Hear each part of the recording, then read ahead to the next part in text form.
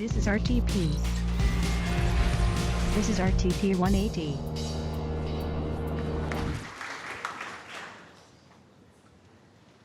It's a pleasure to be here. Thanks for the introduction. So, whoops, we got to get it. There we go. So, this is an aerial photograph of the main research laboratory for the U.S. Environmental Protection Agency. It is just a 2-minute drive from here, right around the corner on Alexander Drive. There are over 2,000 of us in that building, and I suspect most of you in this room didn't know EPA actually was here, but we are. This is the title of my talk, Chlorinated Chromosomes and the Story of Chlorinated Water. So I'm sure all of you in this room are very familiar with some aspects of chlorinated water. You use it every day and have your whole life. It is, beyond a doubt, the greatest achievement in public health ever in the history of the world. It started around 1900, and of course, this is what some of the early water treatment plants looked like at the turn of the last century, and this is what they look like today. Very different. However, there we go. However, there always was concern right from the beginning as to whether or not this was a good thing or a bad thing. And so within just a few years, it became clear to everybody that this was a good thing. This process essentially eliminated waterborne diseases like cholera, typhoid, diphtheria, etc. And over the course of the last century, of course, it has saved billions of lives around the planet. Nonetheless, there were naysayers right from the beginning concerned that the addition of such a toxic compound as chlorine to the water couldn't be good. So I'm here to tell you that for the first 50, 60, maybe even 70 years since the introduction of chlorinated water, there actually was very little evidence to support this concern until the 1970s. So in 1974, scientists discovered what we call chlorination disinfection byproducts, or DPPs. This is what you smell when you smell chlorinated water when you go swimming. These are compounds formed when the chlorine binds covalently with organic matter in the water. And they are compounds like chloroform, trihalomethanes, and brominated trihalomethanes, and haloacetic acids, etc. Well, 2 years later, the National Cancer Institute in Bethesda, Maryland decided they should test some of these to see if they cause cancer.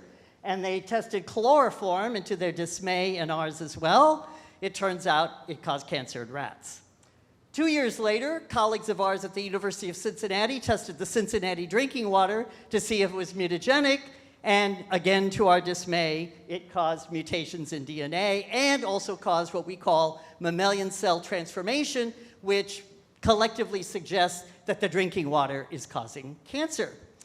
So, armed with this litany of horrible things, all within just a few years, the newly formed EPA in 1979, 40 years ago this year, issued its first formal regulation on the chlorination disinfection byproducts. And that regulation is, or was, that all 4 of the trihalomethanes, which is chloroform, and the 3 brominated trihalomethanes, collectively could not be at a higher concentration than 100 micrograms per liter of water.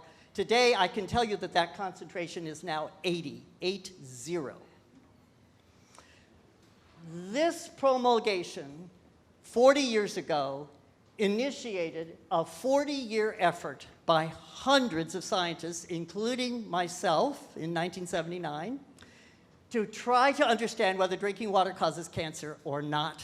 So I'm going to spend the rest of this talk revealing to you the results of these studies. The epidemiology began to suggest that indeed there was a slight risk for bladder cancer from showering, bathing, or swimming, but not from drinking the water. Big surprise.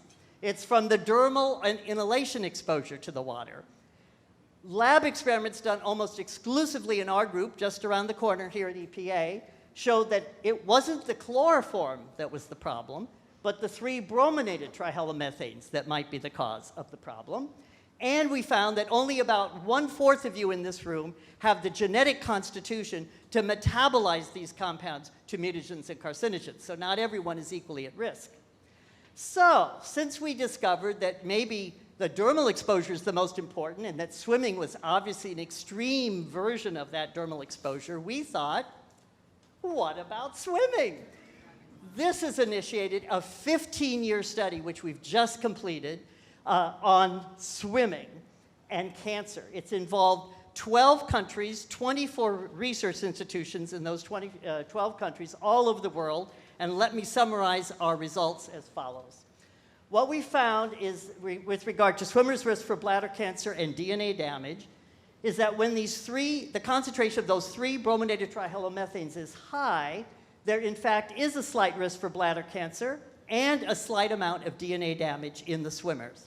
On the other hand, when the brominated trihalomethane concentrations are low, there's zero risk for the bladder cancer and zero DNA damage in the swimmers.